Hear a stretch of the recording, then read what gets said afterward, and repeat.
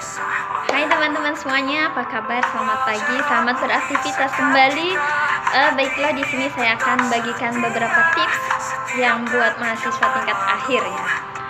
Teman-teman, saya yakin semuanya sudah merasakan bagaimana effortnya menjadi mahasiswa tingkat akhir ya. Seperti halnya ketika teman-teman menghadapi ujian ya, kita memiliki kondisi yang terkadang nervous ataupun yang terkadang di luar dari jangkauan kita. Baiklah, di sini saya akan bagikan beberapa tipsnya terkait apa sih yang harus kita jaga komitmennya untuk bisa menyelesaikan tugas akhir ya. Oke, yang pertama, teman-teman semuanya harus meluangkan waktu yang khusus. Buat teman-teman yang sedang mengerjakan skripsi, tesis, ataupun disertasi, dan karya ilmiah lainnya, yang harus dilakukan adalah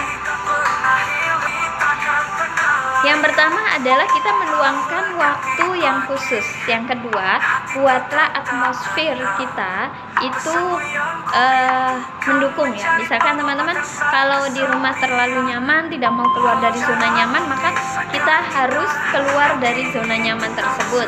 Ya, misalkan di perpustakaan ataupun di kafe ataupun di tempat-tempat yang bisa mendukung adanya internet dan buku-buku tersebut.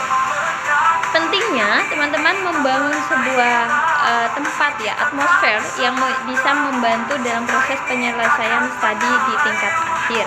Karena ketika teman-teman meluangkan waktu tersebut, maka disitulah ada sebuah support system yang ada dalam motivasi internal kita ya. Pertama adalah tujuan.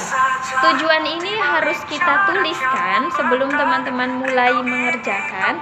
Kita akan buat listnya dulu ya. Di sini tuliskan listnya apa saja yang hari ini kita perlu lakukan. Kemudian kita akan buat checklistnya ya. Kalau daftar 1 ini mengerjakan bab 1 ya, bab 2 ya.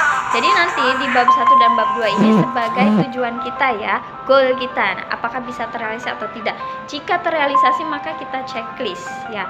Berarti kita sudah terrealisasi. Itu beberapa tips singkatnya. Jadi yang pertama adalah teman-teman harus meluangkan waktu yang khusus. Kemudian 2, tempatkan dengan atmosfer yang mendukung. Kemudian yang ketiga, buat listnya apa yang harus dikerjakan di hari itu juga. Dan yang keempat adalah evaluasinya, apakah bisa terrealisasi dengan baik ataukah tidak efektif dalam pengerjaannya. Dari evaluasi itu teman-teman bisa melakukan sebuah perbaikan ya untuk next time-nya, apakah yang harus dikembangkan atau tempatnya kurang kondusif, tidak ada fasilitas yang mendukung, sehingga nanti teman-teman belum terselesaikan atau fokus konsentrasinya terbatas. Ya, memang kita juga memiliki gaya belajar yang berbeda masing-masing tahapannya. Ada yang gaya belajarnya visual, audio visual atau kinestetik. Dari gaya belajar yang berbeda-beda ini, kita pun akan kembali kepada rasa apa yang harus kita lakukan. Misalkan tipe teman-teman ini berbeda-beda, ada yang introvert atau extrovert atau ambivert. Dari kepribadian yang berbeda ini dapat membantu teman-teman mengenal diri sendiri. Saya ini tipe belajarnya audio visual, saya ini tipe belajarnya lebih ke introvert ya, artinya tidak boleh diganggu dengan kondisi lingkungan yang ramai dan lain sebagainya. Dan semua gaya belajar dan konsentrasi itu dapat kita temukan dari cara kita mengenal diri kita sendiri ketika menjalani sebuah kegiatan yang memang hal itu dinilai penting.